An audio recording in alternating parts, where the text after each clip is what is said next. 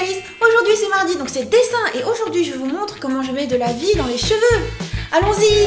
C'est parti, je commence par venir chercher l'aplat des cheveux et pour une fois je vais modifier cet aplat justement pour lui donner les couleurs que je veux, puisque Hana est un personnage qui a des cheveux très particuliers. Ses cheveux sont un dégradé de 3 couleurs, donc non seulement il y a le marron mais il y a aussi le jaune et le rose. Donc pour ça je vais faire un dégradé à partir du marron. Je ne vais pas faire juste un pâté marron, jaune, rose, mais je viens dégrader avec d'abord une couleur légèrement orangée. Donc comme c'est sur les longueurs que c'est dégradé, forcément ça vient se répercuter aussi sur le chignon. Donc il y a une partie sur les petites mèches qui sont autour du visage et une partie sur le chignon. Ensuite, je passe à un jaune orangé qui vient atténuer un petit peu le orange fort de tout à l'heure. Donc comme tout à l'heure, à la fois sur les mèches du bas et sur le chignon en haut. Pour ça, vous avez vu que j'ai utilisé un pinceau avec une large épaisseur et surtout très douce opacité. Et je n'appuie presque pas sur l'Apple Pencil, j'y vais par tout petits à-coups, ce qui vient donner cet effet léger dégradé. Voilà, donc tout en légèreté, sachant que plus ça va et plus la zone que je colore est diminuée. Donc tout à l'heure la zone orange était importante, ensuite la zone jaune orangé est plus petite et maintenant je passe à la dernière couleur, le rose. Le rose qui vient se mettre juste sur les pointes des cheveux. Donc ne pas oublier aussi les pointes des cheveux arrière. Voilà, donc je viens un tout petit peu déborder sur le jaune, tout en légèreté. Et sur les pointes, j'ai appliqué davantage de pigments, entre guillemets, davantage de pixels, davantage de rose. Pareil pour le chignon, mais là j'y vais par tout petits à-coups, tout petits traits. Vraiment pas avec le gros pinceau, puisque là ce sera vraiment juste quelques mèches qui auront droit aux couleurs roses. Voilà, c'est ce qui fait que ce personnage a une chevelure si exceptionnelle. J'aime bien ce détail de ce personnage. Franchement, tout au long du livre Envole-toi vers Yume, j'ai adoré faire ce dégradé de cheveux. Bon, même si là, comme les cheveux sont attachés, ça se voit un tout petit peu moins. On passe ensuite à l'ombrage. Donc pour ça, j'ai dupliqué mon calque d'aplat de couleur cheveux et passé en mode de fusion multiplié, qui est ensuite rempli de blanc, et c'est ce qui va me permettre de faire l'ombrage tranquillement sans avoir à me soucier que ça déborde sur les yeux, sur la peau, sur le décor. Donc voilà, mon aplat d'ombrage est prêt et maintenant on va passer à l'ombrage principal. Donc dans un premier temps un ombrage global assez en gros avec des grosses zones d'ombre grossières, et ensuite plus ça va et plus j'irai vers le détail. Donc pour mon ombrage, sachant que les cheveux sont de différentes couleurs, je vais faire un ombrage d'un rose très clair qui viendra ombrer toute la surface de manière uniforme. J'aurais très bien pu par exemple faire un ombrage marron, ensuite un ombrage orange et un ombrage rose foncé. Moi je choisis plutôt de jouer sur une teinte globale d'ombrage qui tire vers le rose pâle justement, et le mode de fusion viendra ensuite faire fondre ce rose pâle sur les différentes couleurs. Vous allez voir tout à l'heure. Donc pour l'instant, vous me croyez sur parole, ce sera un ombrage qui sera bien et qui est donc d'un rose clair. Ma source de lumière vient d'en haut à gauche, donc l'ombrage se fait vers en bas à droite.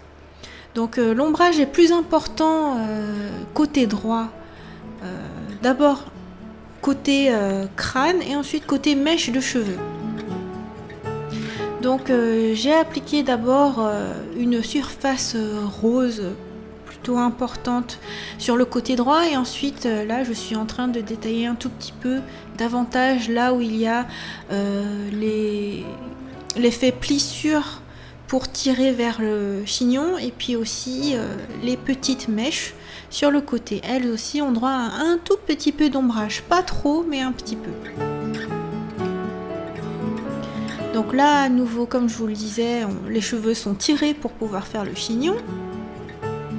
Donc autant je l'ai fait plutôt important, assez dense côté droit, autant le côté gauche je matérialise que les cheveux sont tirés, mais je vais pas mettre trop de pression sur le stylet, je vais pas trop appuyer. Donc là j'y vais tout doucement, tout en légèreté sur les toutes petites mèches. Je ne cherche pas à faire un ombrage qui soit trop mastoc, pas trop important. Ah tiens, c'est rigolo en fait, vous voyez que mes boissons chaudes en haut à gauche sont en train de gigoter à chaque fois que je fais des petits traits. Donc là je passe à un niveau un peu plus détaillé d'ombrage sur les mèches de cheveux, enfin sur la frange, parce que voilà, les franges c'est très important sur mes personnages. Et on passe ensuite aux mèches rebelles du chignon et au chignon plus en particulier. Donc il y a deux sens de cheveux pour le chignon. Enfin, vous voyez qu'il y a une partie qui vient englober une autre partie et c'est ce qui fait que tout est enroulé en chignon. Donc du coup je vais suivre mon tracé, mon line art pour faire les différents ombrages du chignon. Voilà, un petit temps pour prendre du recul, pour vérifier que tout est bien. Toujours prendre du recul, toujours prendre le temps de dézoomer.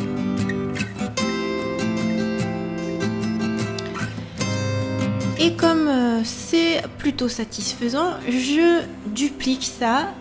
Le duplicat, je lui applique un autre mode de fusion avec une opacité moindre. C'est ce qui fait que mon ombrage est plus péchu par rapport au rose pâle de tout à l'heure. Donc du coup vous avez pu voir que mon rose pâle a eu un effet différent selon la couleur de la plate couleur en dessous.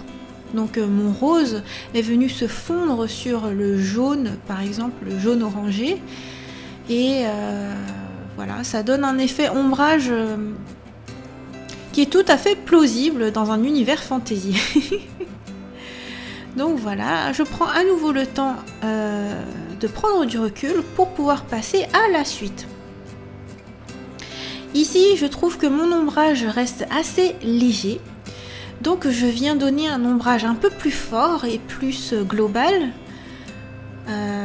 avec un rose un peu plus foncé d'ailleurs, pour qu'on voit bien que le personnage a un crâne, que ce soit un effet volume. Donc là vous voyez que ça donne encore plus d'épaisseur, de profondeur aux cheveux. De toute manière, c'est toujours comme ça que je procède. Il y a différents niveaux d'ombrage, différents niveaux d'éclairage. Et c'est intéressant de procéder comme ça. D'ailleurs, quand vous voyez mon tutoriel au crayon de couleur au polychromo, c'est comme ça que je procède aussi. J'ai fait plusieurs couches. D'abord une première couche en appui un peu plutôt clair et ensuite une couche plus fort, etc. Plus ça va et plus en détail. On passe à la lumière. Donc là je prends du blanc et j'applique quelques petits traits déjà pour matérialiser où est-ce qu'il y a des zones éclairées, des zones qui viennent refléter la lumière.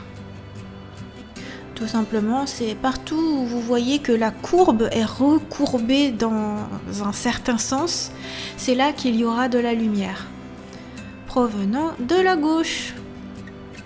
Donc voilà pour les premiers tout petits traits. Je viens appliquer le mode de fusion ajouter et je modifie l'opacité pour que ce soit plus sensible.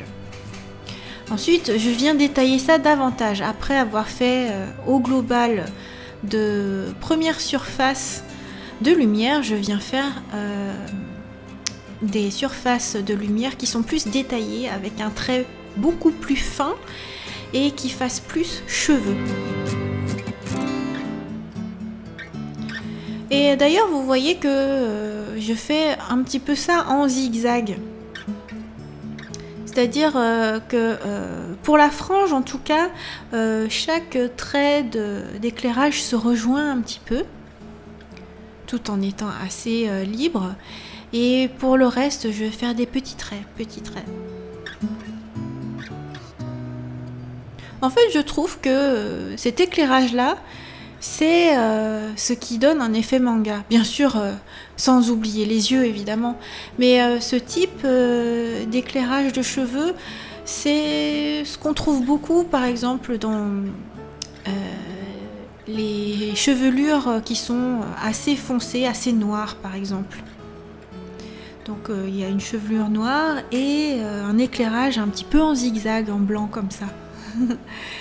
Cela dit, moi je me l'approprie, je le fais un petit peu comme je l'entends, comme je trouve que c'est le plus joli et mignon.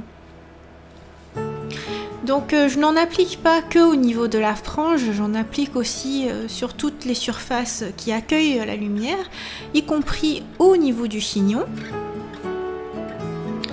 Un petit peu aussi là où c'est ombragé aussi. Ça vient donner un peu plus de richesse à la couleur. Toujours prendre du recul. Quelques petits ajouts par-ci par-là.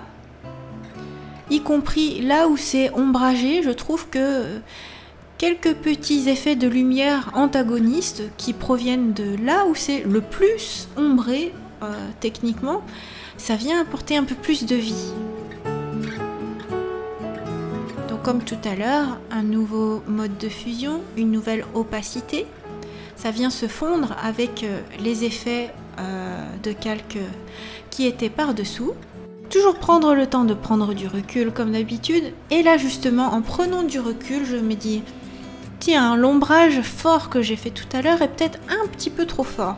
Donc je viens modifier ça en venant éclaircir un petit peu l'ombrage global. Voilà, ça me correspond davantage. Là, ce sont les derniers ajustements. Après avoir travaillé au détail, c'est toujours très utile de prendre du recul, se dire, voilà, avant de donner la touche finale, quelques derniers ajustements, ce qui fait qu'on sera vraiment satisfait par la suite. Voilà, ajustement d'ombrage, un peu plus de détails, un peu plus de touches.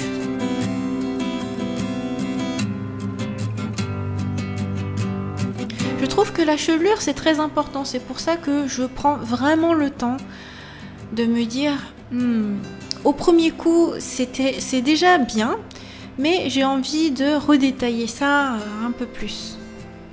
Pour moi, ce qui est vraiment important dans le dessin d'un personnage, c'est d'une part les yeux, d'autre part la chevelure.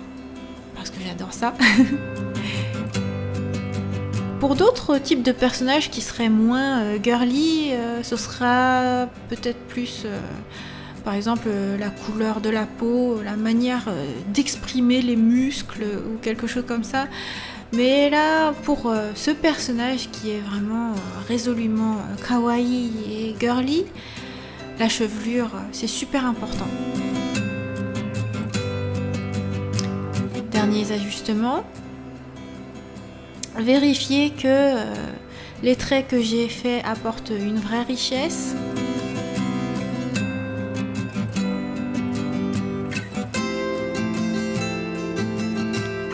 Petits traits par-ci par-là. Là c'est vraiment du détail, hein. C'était vraiment déjà satisfaisant, mais j'aime bien ajouter après coup. Mais en fait je pourrais ajouter à l'infini, mais viendra bien un moment où il faudra que je m'arrête. Dernier coup d'œil.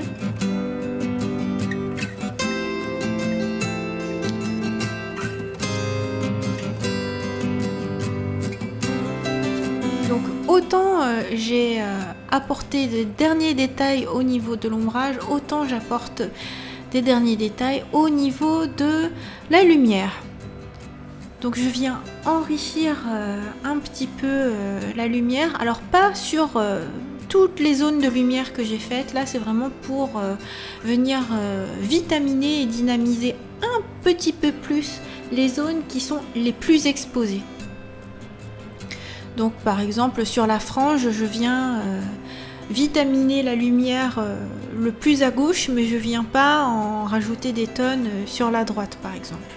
Donc c'est vraiment les zones les plus exposées à la lumière. Voilà, donc pareil au niveau du crâne, au niveau des cheveux qui sont au plus près du crâne. Prendre du recul toujours.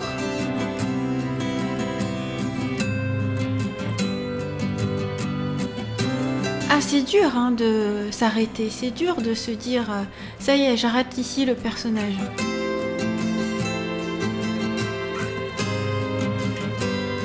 Ça peut vous paraître superflu ce que je fais, ce que j'ajoute là, mais voilà, c'est la personnalité de Hana, c'est la richesse de ce personnage, c'est aussi dans ses cheveux. Il y a quelque chose de magique et de féerique, fantastique, fantaisie dans la couleur de ses cheveux. Donc, je n'hésite pas à détailler.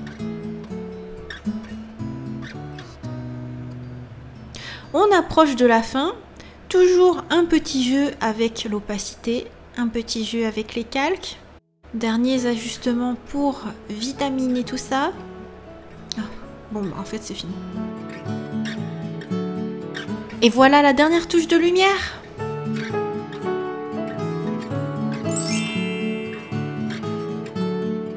Alors, super facile, non? La prochaine fois, c'est la dernière étape, je vous montre comment je mets les couleurs sur les vêtements. Bye bye!